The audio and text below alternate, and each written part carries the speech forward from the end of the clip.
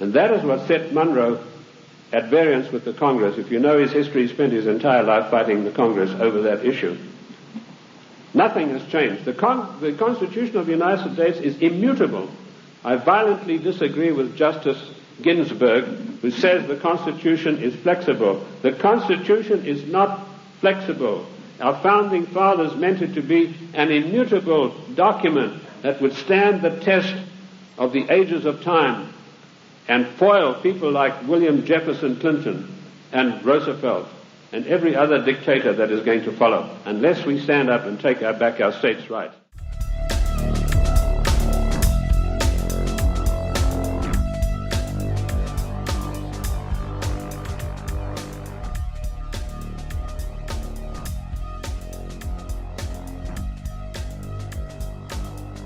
Dictators disarm populations before enslaving them. One of Hitler's first actions was to disarm the German population.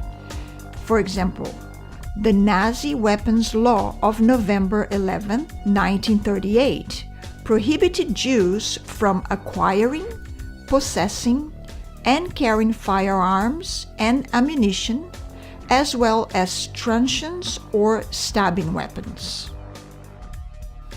In October 1918, the Council of People's Commissars in the Communist Russian Republic ordered the citizens to surrender all firearms, ammunition, and sabers, having first mandated registration of all weapons 6 months earlier. Just like the Nazis, Communist Party members were exempt from the ban. A 1920 decree then imposed a minimum 6-month prison sentence for any non-communist possessing a weapon. After the Civil War, possession became punishable with 3 months hard labor plus fines. After Stalin came to power, he made possession of unlawful firearms a crime punishable by death.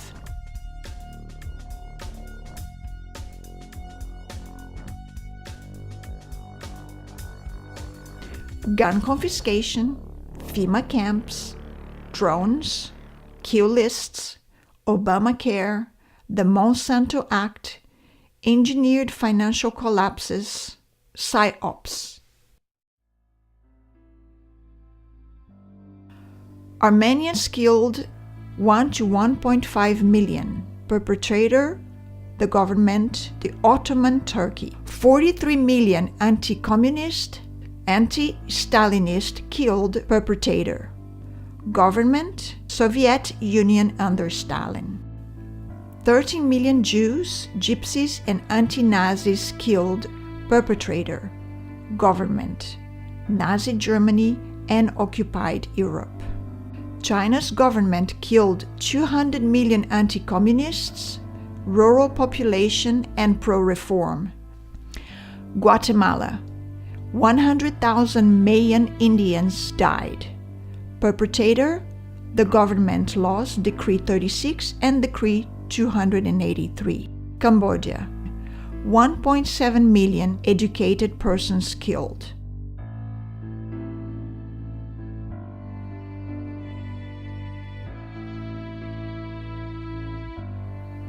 But how do they do it? Their first weapon is lies and deceit. It was time for Hitler to put his plan into action. And what was he waiting for? He was waiting to soften up his victims, keep them from uniting.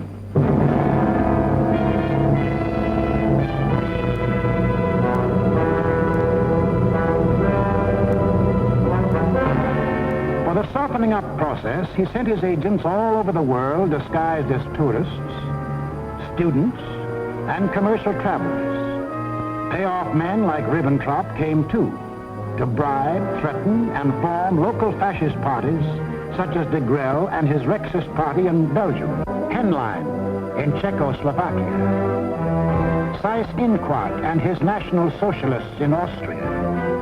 In Britain, Sir Oswald Mosley offered himself to the people as a Hitler with an Oxford accent. In other words, I'm told.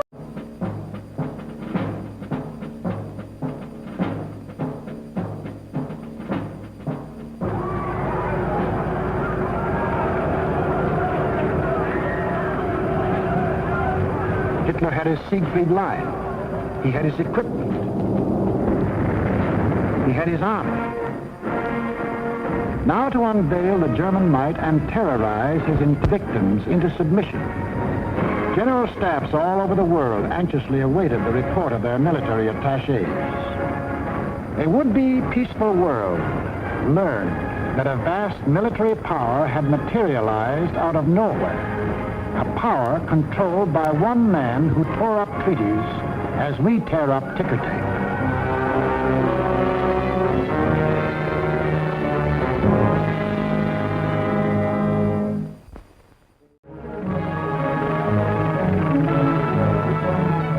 The fire that had begun in Manchuria and spread through China and Ethiopia and Spain would now blaze around the world. This man made that decision. War. Precisely at dawn on September 1st, without warning, the German Wehrmacht rolled over the Polish border. Before the invasion was 30 minutes old, the planes of the Luftwaffe were over Poland, wiping out the Polish air force, most of it caught flat-footed on the ground.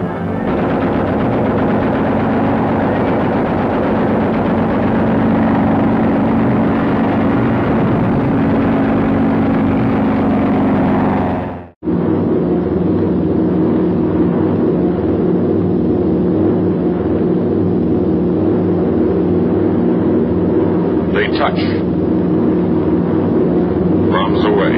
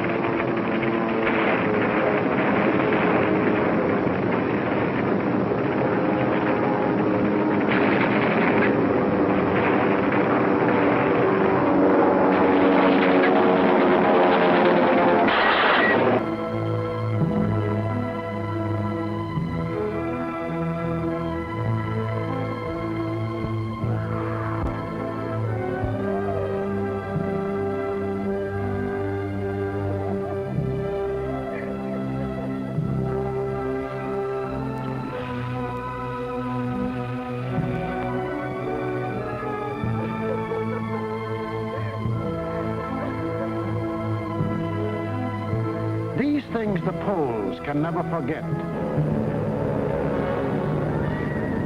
including another one of Hitler's famous promises. Germany has concluded a non-aggression pact with Poland. We shall adhere to it unconditionally. The world now knew that a non-aggression pact with Hitler was the kiss of death.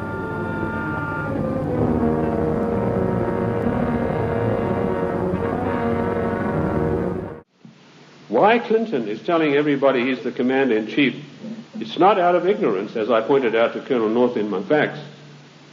It's a deliberate, carefully crafted plan to get the people of the United States used to the idea that he is actually the commander-in-chief. And the Constitution says he is not, and I can give you chapter and verse. Because should there a time come when he wants to take some drastic kind of action, he can then get Congress, controlled by the Democrats, to give him the power of suspension of habeas corpus and can say, as Commander-in-Chief of the United States Armed Forces, I hereby order XYZ to happen. It is a deadly danger, and we are fast asleep. Who are these men, causing wars and havoc all over the planet? In World War II alone, over 60 million people were killed, over 2.5% of the world population. These warmongers are conquering and policing countries without due process. Arguably, the most advanced, the US forces, engage in illegal wars and other spurious activities, such as watching over the poppy fields in Afghanistan. fields that since its conquering have risen to producing 90% of the world's heroin supply.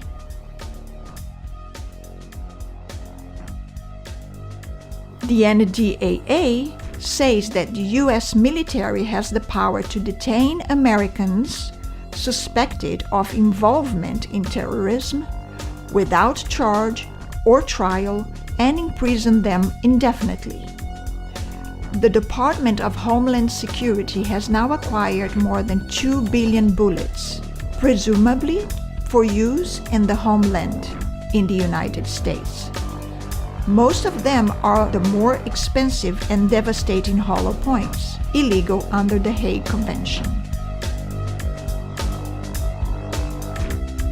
Nearly 3,000 mine-resistant tanks were bought to patrol American streets.